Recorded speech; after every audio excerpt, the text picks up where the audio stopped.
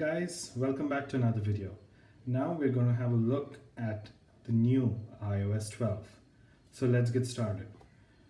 As you can see, I've got here an iPhone 5s and an iPad mini 3. Both of them run the Apple A7 chip. So they are the oldest devices to be supported on iOS 12. So let's see how they perform and what's new with iOS 12. So let's start with the 5s first. Let me just confirm to you the build number. This is general about. Here it is, iOS 12 version 16A5288Q. So this is the developer beta 1. So now what's new? Right, so the first thing in iOS 12 is the new notification center. Previous versions of iOS had an issue with notifications where you would have a ton of notifications from different apps all over the place. It was really messy and was pretty confusing. But right now, iOS 12 rectifies that with group notifications. So group notifications groups the same kind of notifications from a particular app in one bundle. So if you've got a couple of notifications from Twitter, a couple from Facebook, they're all going to be together under that particular app. As you can see here, I've got from Google Photos. And on the iPad, I think I have something, no, I don't. But all the notifications are grouped under the app, and you just have to click in to see. So you can either view, clear, or manage. If you click on manage, you have the option to deliver quietly, turn off the notifications, or get into the app settings for Google Photos to manage notifications. So that's group notifications. It's really handy, and it really cleared up the cluttered mess of iOS 11 in Notification Center. I'm really happy with this update for Notification Center. Right, now let's come to a few updated apps for iOS 12. The first one we're going to talk about is Books. It was previously called iBooks. Right now, Apple has called it Apple Books. So Apple says it's one of the best book readers out there, but I think Amazon Kindle is still one of the best. Nothing new here, it's just that it's redesigned a bit and with a new name, that's Apple Books. The next one is Apple News. Apple News also has an iPad app as well as a new Mac app. So it's got a minor update with a few more curated news by Apple News editors. So that's a minor update to Apple News, nothing new. The next one is Stocks. Stocks has been reimagined for iOS 12. So you've got this beautiful dark interface at the back. You can see all your stocks, and Apple News is integrated within Stocks. So you get all your business related news while you have a look at those stocks up there. Also, the iPad also receives the brand new Stocks app, as well as the Mac also gets the brand new Stocks app. So that's with Stocks. Now, the next app we're going to have a look at is Voice Memos. So as you can see, Voice Memos got a brand new app icon. So it looks pretty clean. The interface looks really clean. So let's tap in, and you've got a pretty nice interface. As you can see, it looks at the location and a pretty good interface. Also, if you head into settings, you've got a new setting for Voice Memos right here. You have the option to permanently delete voice memos after a particular time. Also the compression quality, and you also have the option whether you'd like to save the file as recording location or recording number. So that's with new voice memos. Also the iPad also gets into the new voice memos app. Even the Mac gets a new voice memos app. So right now voice memos can be synced into iCloud, and you can seamlessly share your voice memos between your iOS devices. So that's with voice memos. Now, coming to the next change. The next change was in Photos. So let's open up Photos. Right, so now within Photos, it's got a much better search integration. The app is more contextually aware. It knows the place, it knows the events, and it's able to recognize different objects in Photos. I know I've got a photo of a cake in there. So let's see if it's able to pick up for a cake right there. Yes, sorry. Yep, so Photos does know that I'm looking for a picture of a cake. It gives me a location where I click the photo. So that's a little more deeper search integration into Photos. You also see this new tab down here which says For You. So right, this is a new tab which is also, it goes well with memories. So what this does is, for example, you've gone on a vacation and you've taken a couple of photos, and you share that photos with your other friend, and your other friend, if he is or she is running iOS 12, gets a Siri suggestion and a link, as you can see here, to share his version of the photos that he has taken on or she has taken on their iPhone. So both of you can keep up to date on the photos that you took on that memorable trip. So that's a really nice feature with iCloud Photos. And in terms of privacy and security, don't worry, none of your photos go up into Apple servers. Everything is done on device with on-device machine learning. So that's a minor update to Photos. Now, if you pull up Control Center, if you go down, you can see this new toggle right there. This is for the QR code scanner, which wasn't there before. So this allows the camera to scan QR codes quickly. That's a minor update. Also, now let's go into Siri. So Siri saw not a huge update, but a pretty good update, which makes Siri a little better. And I'm sure that Siri will get smarter over time as it learns the way you use your device, much more about your preferences of what you want from Siri. So Siri's got this new feature called Siri Shortcuts. So for example, say you are leaving from work and you're on your way home and you'd like Siri to do a couple of pre-programmed tasks. So rather than asking Siri individually, you can just set up your own phrase right here as a shortcut and Siri will carry out the task. For example, you're heading back from work. You would like maps to find you the fastest route back home. You would want the TV to be turned on. You would want the lights to be turned down, and you might also want the thermostat to be on. So rather than commanding Siri to do this individually, you can just add a shortcut. For example, for this, it says add to Siri view for you. So you just have to record your own phrase, and when you say that phrase, for example, as I mentioned before, if you say Siri, I'm coming home. So once you say that phrase, Siri will carry out the different activities with just that phrase. So it's going to look for the quickest way back home. It's going to turn on the lights, get the thermostat running, and all of that ready for you while you're making your way back home. So I've got a couple of shortcuts right here, my shortcuts. So in terms of if I'd like to look at my recent photos, all I have to tell Siri is show me my recent photos. So let's try that. Show me my recent photos.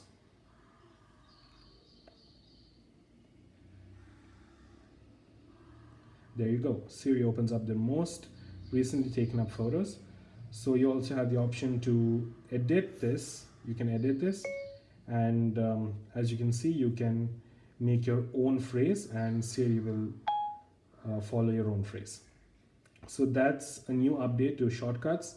It learns as more and more you use your phone, the number of apps you use, what you're browsing, what apps you use, and your daily routine. So Siri is contextually aware and is active learning. So Siri is supposed to be a little bit smarter with this update. So that's an update for Siri. The next one is with this little feature called Screen Time. So Screen Time is a feature that Apple was talking about a lot. This feature is aimed at helping us reduce our device usage, especially for a few people who are a bit addicted to the devices. This is a very important feature for them. So on Screen Time, it gives you the total time this device has been used. So as you can see, I've used it for about an hour and 55 minutes, and the apps which have been used a lot. I've been in settings for a long time. I've been entertainment on the YouTube for quite some time.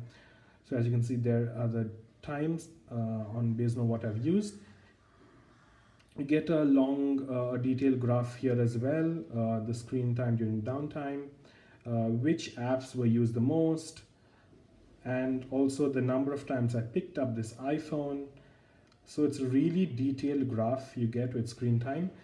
It will help you get an overview of your device usage, the way you're using your device, and it should help you cut down on your device usage times. So now there's another new option within Screen Time. It's called App Limits. So this will be a favorite among parents and a couple of us. So what app limit does is that it allows you to set a time for using a particular app. So for example, you would want to give just about an hour to use Facebook. So you can set an app limit for Facebook for 1 hour. So after you are done with that 1 hour, when you try to log in Facebook again, it says, look, you've completed using Facebook for an hour. It's time to do something else. So that's really helpful. It tries to discourage us from being continuously glued to our devices.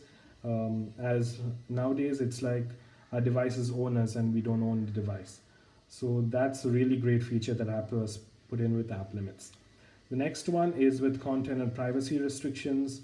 With this, parents have the option also with family. So what this basically does is from your parental device, you can keep a tab on what your kids are doing with their iPhones or iPads. So through these settings, you can use app limit to restrict the time per app to what your kid is using.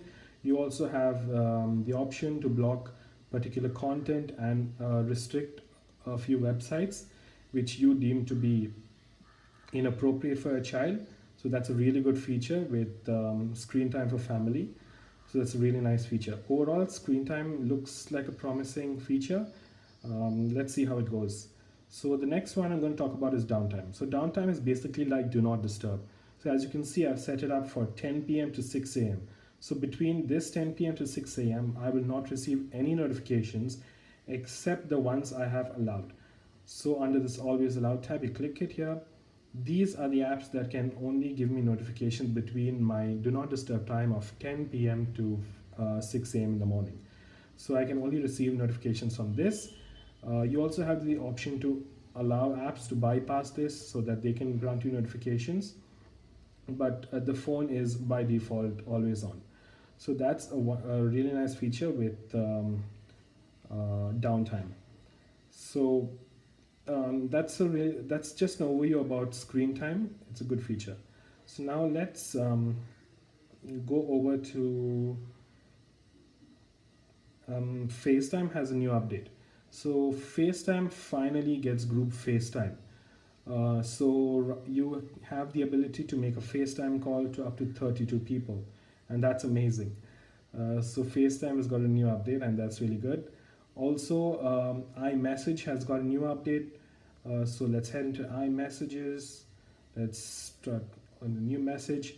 I can't show you the new features on the iPhone 5s because a couple of the new features are only iPhone 10 exclusive. So you've got a couple of new features such as Memoji. Basically, it's a version of Samsung's AR emoji, whereas in Apple's Memoji, you have complete control and you can personalize the entire emoji to look just as yourself. You have a lot of options in terms of hair color, face shape, eyebrows, you want earrings, skin tones, the way the lips look. It's really in depth. There are a couple of videos on YouTube, so check out Memoji on YouTube. Also, you have 4 brand new emojis. You've got the lion, the koala bear, and the ghost and a T-Rex. So they are all iPhone 10 exclusive. So you can include them while you guys are putting into FaceTime and other messaging services. Otherwise, iMessage for other devices is just the normal. You've got your photos, the message app store, still digital touch messages. All of that is the normal features. Nothing new with iMessage except for the iPhone 10. All right, nothing else to talk about in iOS 12. We still do not have a dark mode as we wanted in iOS 12. We still have the issue with Control Center where even if you turn off Bluetooth, it does not turn off completely. You still have to get into settings to turn off Bluetooth. So that's one issue which Apple didn't address. Also, the volume HUD still blocks your content. I mean, Apple should have really changed this. There are a lot of innovative solutions. They could have put it up in the side or in the top. But unfortunately, Apple has not done anything with the volume HUD. So that's still there. A lot of nitty-gritties. Yes, you still have to go to settings, go to camera if you want to change your video recording from 1080p to 4K or 720. You cannot do it through the camera app. You'll have to get into settings for that. So that's iOS 12 on the iPhone. there's not much of a big update. As I said previously, it's just an performance update. It's a quite minor update, but as Apple said, it's almost 40 times, 50 times fast on older devices, and I have noticed it. It's the 5S is pretty responsive actually when you compare it to iOS 11, and I recently run the Antutu benchmark. This is the iOS 11 Antutu benchmark. I got a score of 53,555, and when I run it again for iOS 12, the score jumped up to 6689. So it's almost a 7,000 score difference. It's not that big, but you can make out a performance increase. Overall, it's a good update, and the iPhone 5S has got another year of support. So yep, that's iOS 12 for you on the iPhone 5S. Now let's head over to iPad.